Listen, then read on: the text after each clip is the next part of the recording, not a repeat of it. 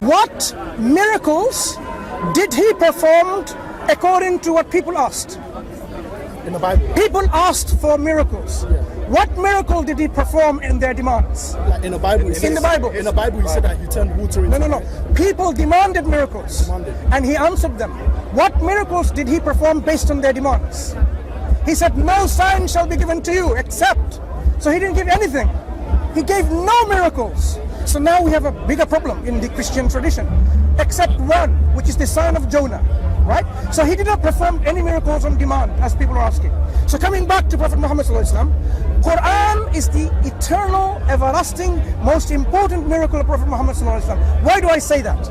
Because the Quran itself challenges people.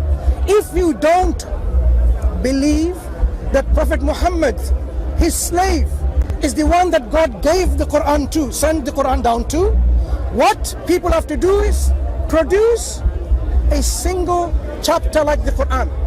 If they are not able to do that themselves, like you don't know Arabic, for example, you can seek your helpers and your witnesses to do that job besides God.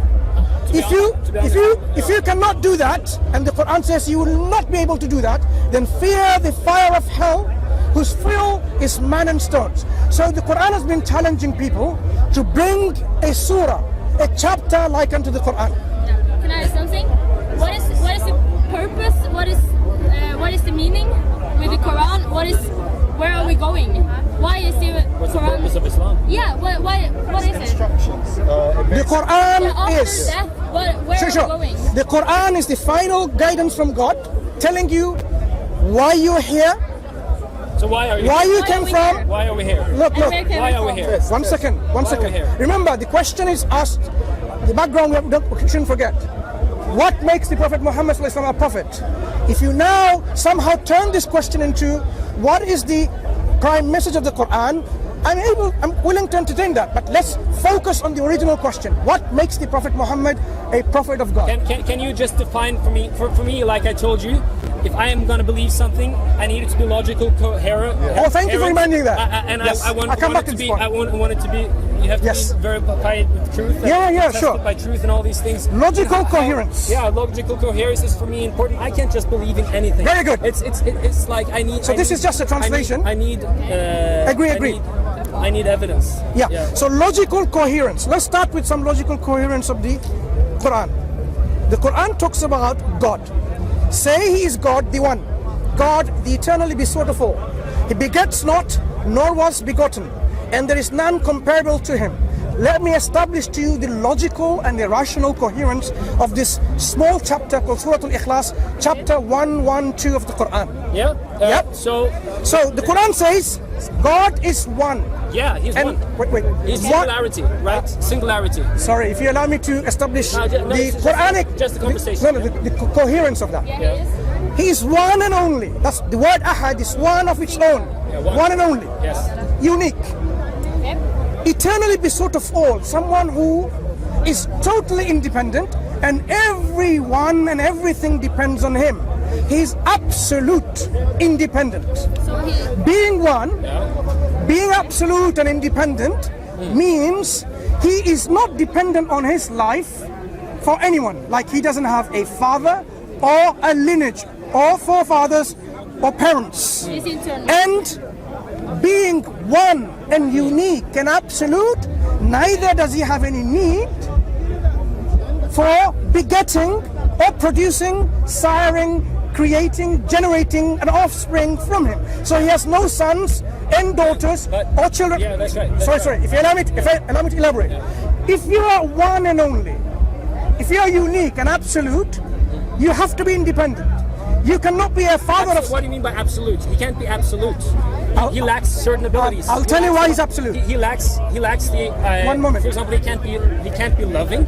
If you allow me. He can't be love in itself. If you allow me, I will establish that. Remind me about love, right? There's a lot. Remind me about love, right? So, to finish this coherence of this surah, if God is one and unique and absolute, and you say why absolute? I'll tell you why he's absolute. Yep. If you are the only one and you're eternal with no beginning, did anyone bring you into existence? No.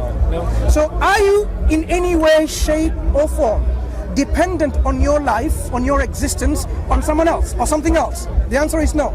That means you inherently possess the attributes of self-existence. And because you self-exist, because you self-exist, I just want to make sure everyone understands that. Because God exists by his own self, without being dependent on anyone, his life is not dependent on anyone. If he exists with attributes. Because if he exists without any attributes, then someone else have to give him attributes. Then he will be dependent. That means the attributes that God possesses are his own inherently. No one has given them. Bear with me. If God has attributes, would his attributes be limited? For example, God has attributes of knowledge. Would the attribute of knowledge be limited by any way, shape or form? We would say no. Because no one gave knowledge to God. He inherently, from eternity, possesses this attribute of knowledge. There can be no limitation placed to his attribute of knowledge. So he will be all knowledgeable. And because he exists even without a beginning of time, he is not bound by time or restricted by time. That means he knows the past, present and future without the restrictions. So God is then all knowledgeable. Excuse me. All knowledgeable. Do you agree so far? Do you agree so far? So Allah created everything. That means that he also created evil. Pardon? No. Not goodness. Where He's just talking and talking and talking. Do you believe there's a God of evil in your religion? What he's saying does not. Right. So everything anything. is. It just Excuse me. gives me nothing. My friend. Excuse me. Give me anything. My friend, are you listening or are you going to interrupt with? Sorry, excuse me. I'm just talking. Look, it is not fair that while you're discussing with us here, you interrupt it with hecklers. Hecklers come, let them be, let them heckle. They will come and they will go. There will be hecklers from all kinds. What we're saying is, as I said, excuse me, as I was saying, the coherence of this chapter. God is one, only, unique and absolute, and I just demonstrated why God is absolute. Giving him 2 minutes. If God is absolute, don't listen to hecklers. If God is absolute, then seriously, I'm not interested in hearing your lectures. For me, do you see the problem? No, listen to me. Do you see the problem? It does not make sense. For me, it's what didn't make sense? For me, I want something to be coherent. I want something to be empirical tested, and I want something to be able to live with it. For me, you have not answered the questions that this lady has been trying to ask. What did she ask? Sorry, stop, please. What did she ask me for that question that I wasn't answering? What did she ask, my friend? That I was not. No. You said. Do you remember what she asked? You said. I wasn't answering. No. Why are you listening to the question she asked? Are you repeating my question? Huh? No. What is this? Now, so basically, excuse me. No. I'm not interested in Listen. Listen to the ladies as well. Listen. Remember what I was doing? You said you want to know and believe in something that is coherent. Did you say that? But that was my question. Sorry. This gentleman, what's your name? My name? Yeah. Is Osman, like the third. Osman. The third caliph. My name is Mansoor Osman. Now, did you not want to believe in something which has to be coherent, right? Yes. Thank you. Yeah. And this is precisely what I was doing with a small chapter in the Quran. Look, I'm not saying that allow the idea of a singularity is not singularity. coherent. Not singularity. The idea of please. Allah is not coherent itself. Excuse me. I'm saying that it lacks the possibility to be even greater. Relax. If it would have been, for example, triune, which I think is a much better way of thinking. I think that is a much better way. It's a much better way of. My friend.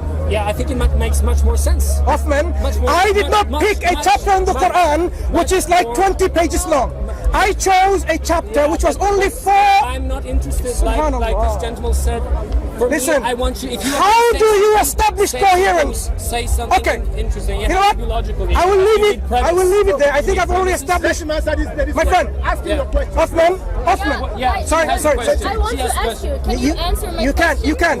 But can you now? Can you answer her question now? Answer a question. The question now would be really. Are you listening to him or are you discussing with me? I want to listen to you. Thank you. Go ahead. Please respect her. Go ahead. What question am I not answering? Allah He created everything. Yes. He created everyone's actions. That means the good and the evil. Carry on. I'm not going to say anything. You carry on. No. Answer that. Answer what? Come on. He created good and evil. And evil. Yes is or that no? what Yes. the Quran is Give us telling yes or you? no. Define evil. Yes or no. Evil Yes is or no. not good. Come on. An example. He created things capable murder. of Brother, excuse me, brother. Murder, Can you be violence. patient, right? Thank you. It's an important quality to have called patience. Right? Thank you. Go Let this ahead. guy speak, man. Because that, They created things with the capability to do good or evil. brother, the reason why they want other people to join in the discussion Standards of what's good is and evil. because Yeah. to convolute this matter. One more. What's evil for Okay, you carry on, is carry on. different for you. No. Let him Carry on, brother. Carry on. Carry on. So basically, there's a creation. Allah created us all. Free will. If you can help me with this. Free Why will. should I, brother? They are trying to divert the conversation from one speaker to multiple. No. I am saying, put forward a little thought, I'm which saying, is that brother, we're a creation listen, capable of things. look. So The reason why hopefully we Muslims have a particular understanding that if one of us speak, all of us, we will listen.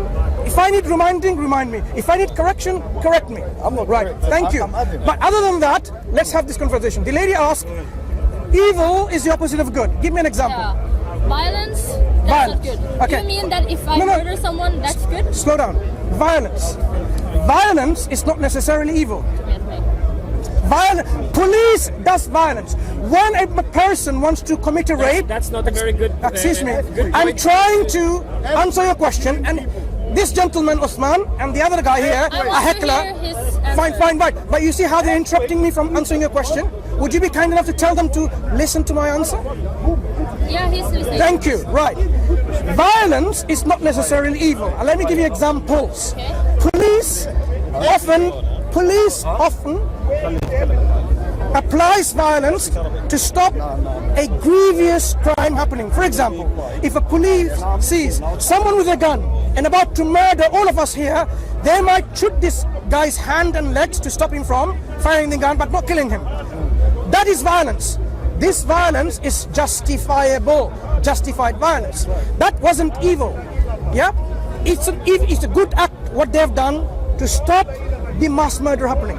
So your understanding of evil needs rechecking. Have God created people who are born with sicknesses and illnesses? Do you want me to answer that? Sure. Have God created people to be born blind? People to be born with abilities? There's this insect which has this own ability to go into people's eyes and eat it from the inside. If you've heard this atheist famous Stephen Fry, there's this insect. Has God created this? He creates everything. Shall I answer? Created an insect which has this main purpose of. Yeah, like Stephen Fry says, for me that is evil. I cannot believe in a God like that, and I also cannot believe in a God who does not have the ability. Are you discussing with Stephen Fry or me? To forgive without giving any justification for it.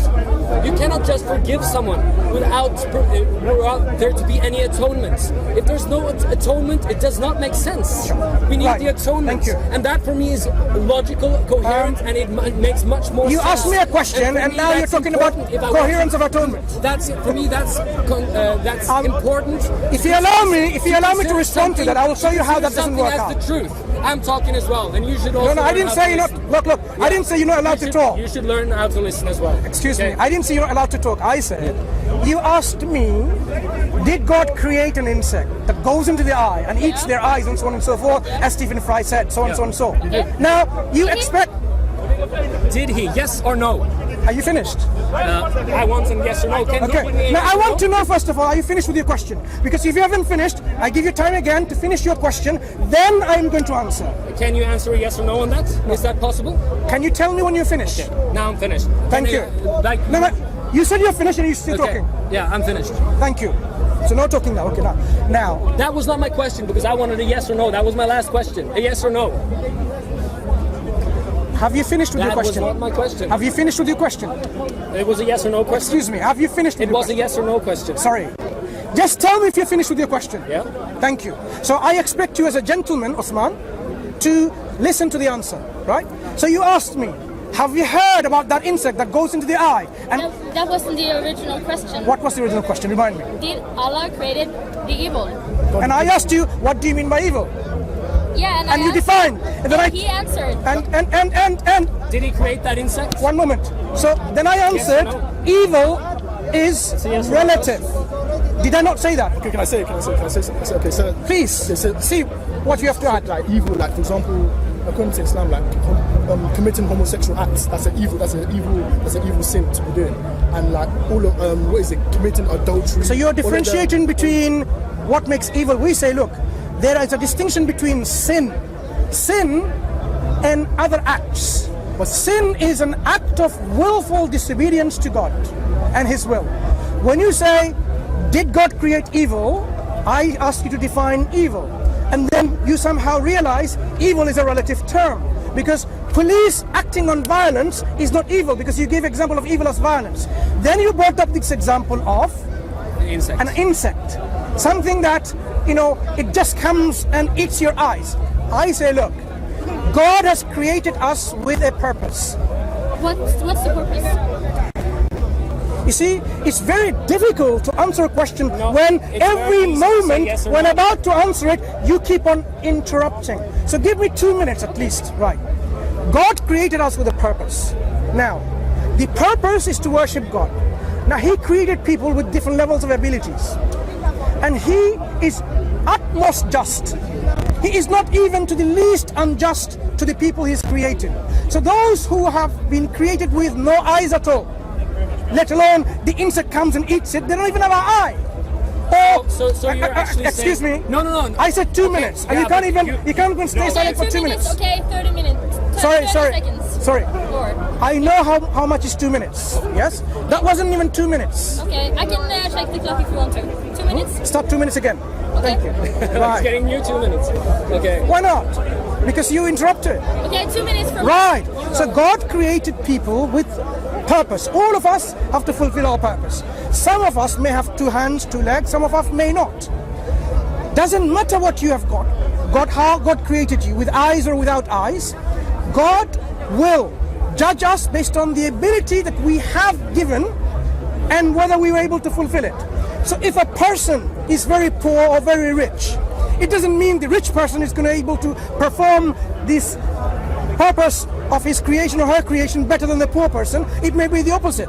Likewise, a person who is able and a person who is disabled, it doesn't mean the able person will fulfill the purpose more better than a disabled person. It may be the opposite. A disabled person, knowing the disability, still is able to perform the purpose of God that God has created them with, worshiping God alone.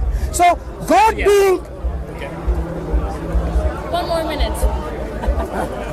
The Bible school or college or the seminars that you go to, ask them to train you on patience. And you as well. No, this is my right. I said it rightfully. Excuse me. No, be fair. Are you fair person? Rightfully. When we agreed on 2 minutes, he interjected before it finished. Yeah, so that means him to stop. that means my advice is not an arrogant advice. I'm giving you a good advice. Good advice. Train yourself. Right. So as I said, God is being just, and He's always just. We can fulfill our purposes even having eyes or without having eyes. God will take all of that into account, whether based on this, the ability that we have, whether we are fulfilling the purpose or not. Returning back to your question about God creating evil or good. Now, God creates all our actions, but the intention of us to kill, to rape, to murder is something that we will be blamed and accountable for, not God, because we are intending it. Imagine you want to... Now 2 minutes gone. No, that wasn't my 2 minutes. Yeah, that's 2 minutes. Now it's my turn, because you've been talking for so long. And let me say, you've just admitted that God has created people blind. God has created... You know, my brother, he had cancer. He died in May. He suffered a lot. It was a really hard time for me, you know? And this guy just told me God created him like that, with brain tumor. He just said it in my face. And I cannot worship a God like that. I would never do that. I do not find that as a good and loving God. how can God create people with sicknesses and illnesses? And it's not just sicknesses and illnesses, it's suffering. If God creates people like that, then for me, at least, and I think most people do, think that that's an evil God, if he would do that. Yeah, my 2 minutes are not over. You can get 2 minutes. Yeah, so I... Are you watching time? You have been really saying it right through. And there's so many problems with this singularity. Justice. How can you get justice if you don't have atonement? Do you know what that means? Do you know what? Do you know we need atonement? How can you be free? How can you be justified? Give him 5 minutes to explain that. God, if he just forgives, if give him 5 minutes to explain it. No. If someone, because it's a big subject. If someone rapes my daughter, and the judge comes and he says, "Okay, I'll forgive this raper," then that judge is an evil judge. There has to be atonement. The Islamic view does not offer any atonement at all. What it offers is a God who says, I can forgive this, I can forgive that, I condemn